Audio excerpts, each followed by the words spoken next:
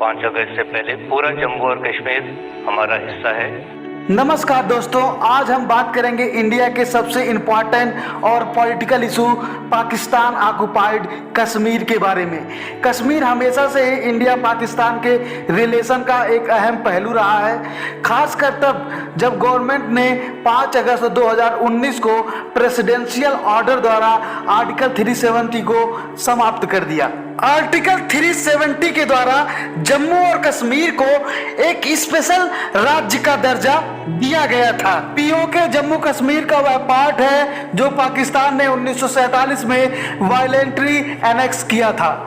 तब से इस एरिया को इंडिया द्वारा पीओके यानी पाक ऑक्युपाइड कश्मीर कहा जाता है। 2.22 लाख स्क्वायर किलोमीटर में फैले जम्मू और कश्मीर पर 30% यानी 78,104 स्क्वायर किलोमीटर पाकिस्तान के अंडर आता है। 10% एरियाज यानी 37,555 स्क्वायर किलोमीटर चाइना के अंडर आता है और बचा तकरीबन 60% एरिया भारत के अंडर आता है। तो आइए आज हम इस वीडियो के माध्यम से पीओके के इशू को समझते हैं, उसकी हिस्ट्री पर एक बार नजर डालते हैं और जानते हैं कि इंडिया का इस पर क्या स्टैंड है, क्यों इंडिया पीओके को वापस नहीं ले पाया। इसी के साथ हम यह भी जानेंगे कि क्या इंडिया पीओके को एनेक्स कर सकता है। हम इसके इम्प्लीकेशन और इंडिया के पास अवेलेबल ऑप्शन के बारे में भी बात करेंगे। पाकिस्तान ऑक्युपाइड कश्मीर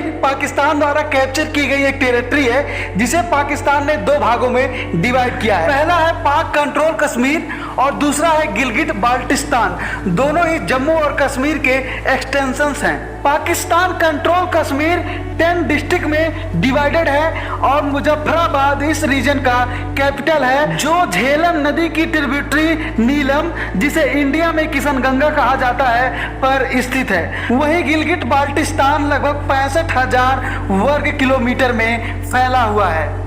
1947 में इंडिया पाकिस्तान पार्टीशन के दौरान ब्रिटिश गवर्नमेंट ने अपनी पॉलिसी में चेंजेस किए और ब्रिटिश द्वारा कैप्चर एरिया को 3 ऑप्शन दिए गए। पहला, इंडिया को ज्वाइन कर सकते हैं, दूसरा पाकिस्तान को ज्वाइन कर सकते हैं और तीसरा एक स्वतंत्र ऑटोनोमस बॉडी रह सकते हैं। जम्मू और कश्मीर के रूलर और वहां की पॉपुलेशन के बीच और साथ ही साथ जम्मू और कश्मीर का एक्सेशन कहां होना चाहिए, इस पर काफी कॉन्फ्लिक्ट थे और कौन कहां जाना चाहता है इसको लेकर भी काफी विवाद थे। अक्टूबर 21 को एक अहम घटना घटती है। नॉर्थ वेस्ट फ्रंटियर प्रोविंस के पाश्तून ट्राइब्स पाकिस्तान के सपोर्ट से जम्मू और कश्मीर को एनेक्स करने के लिए कश्मीर के अंदर घुसे। उन्होंने मुजफ्फराबाद और बारामूला को कैप्चर किया, जो श्रीनगर से सिर्फ 32 किलोमीटर था। अक्टूबर 24 को महाराजा ने उस वक्त के होम मिनिस्टर सरदार वल्लभ भाई पटेल से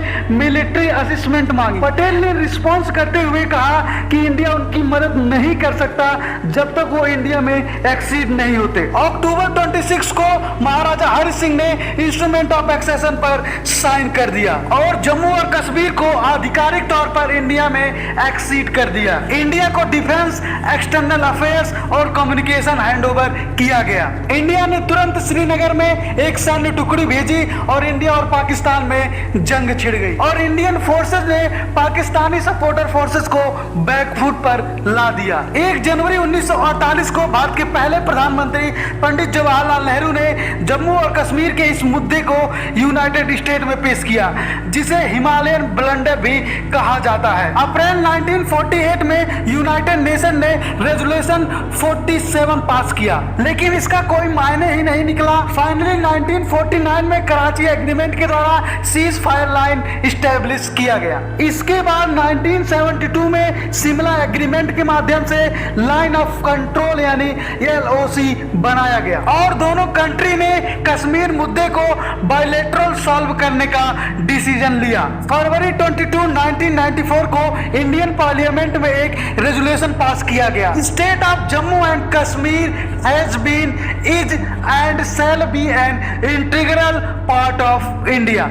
इसी के साथ इंडिया ने पीओके को इंडिया का इंटीग्रल पार्ट बताया और उसे अपने में शामिल करने की बात कही। इसके बाद 5 अगस्त 2019 को इंडियन गवर्नमेंट द्वारा आर्टिकल 370 को हटा दिया गया और वहां 2 यूनियन टेरिटरी लद्दाख और जम्मू कश्मीर बना दिया गया, जिसमें जम्मू कश्मीर में विधानसभा है और लद्दाख बिना विधानसभा के है। 26 सितंबर 2020 को यूएन जनरल असेंबली में इंडिया ने फिर से यही बात दोहराई। पीओके इंडिया के लिए काफी इंपॉर्टेंट है। इसके कई सारे रीजंस हैं। स्ट्रेटेजिकली पीओके कई देशों के साथ सीमा साझा करता है, जैसे कि चाइना, पाकिस्तान और अफगानिस्तान। साथ ही साथ पाकिस्तान के इस इलाके में नेचुरल रिसोर्सेज भी भारी मात्रा में पाए जाते हैं। यहाँ गोल्ड, कोल, चोक, ग्रेफाइट, बॉक्साइट भरपूर मात्रा में पाए जाते हैं। अगर जियोपॉलिटिक्स सिग्निफिकेंस की बात करें तो चाइना लगभग $50 बिलियन का सीपेक यानी कि चाइना पाकिस्तान इकोनॉमिक कॉरिडोर बना रहा है, जो पीओके रीजन से होकर गुजरता है और यह इंडियन सॉवरेनिटी पर एक मेजर थ्रेट है। इसी के साथ गिलगिट व अफगानिस्तान इंडिया के लिए gateway to Central Asia international north south corridor का इंपॉर्टेंट लिंक बन सकता है। इतने सारे फायदे होने के बाद भी हम पीओके को कैप्चर नहीं कर पाए हैं। वैसे तो इसके कई सारे रीजन हैं, लेकिन 2 रीजन बहुत ही ज्यादा महत्वपूर्ण है। पहला कि वहां की जो भौगोलिक स्थिति है वो इंडिया के फेवर में नहीं है। साथ ही दूसरा इंडिया की पॉलिसी, इंडिया में नो फर्स्ट यूज पॉलिसी है, जो अब तक पहले से लेकर आज तक की गवर्नमेंट इसे फॉलो करती आई है। लेकिन हाँ, अगर पाकिस्तान कोई वॉर फ्रंट खोलता है तो भारत के लिए एक अच्छा मौका होगा पाकिस्तान ऑक्युपाइड कश्मीर को वापस भारत में लेने का। प्रेजेंट गवर्नमेंट के द्वारा कुछ इस तरह के स्टेटमेंट भी दिए गए जो पीओके वापस लेने के फेवर में है। पाकिस्तान की सरकार को भी स्पष्ट बतलाना चाहता हूं कि कश्मीर की रट लगाकर कुछ हासिल नहीं होगा। भारत की संसद में पीओके को लेकर एक सर्वसम्मत प्रस्ताव पारित है, तो भारत का ही हिस्सा था, है और आगे भी हम मानते हैं। पाक ऑक्युपाइड कश्मीर के लोगों पर जो जुल्म ढाया जा रहा है, वहीं से यह डिमांड उठेगी कि हमको भारत में अपने को मर्ज करना है। आज के इस वीडियो में इतना ही। धन्यवाद दोस्तों।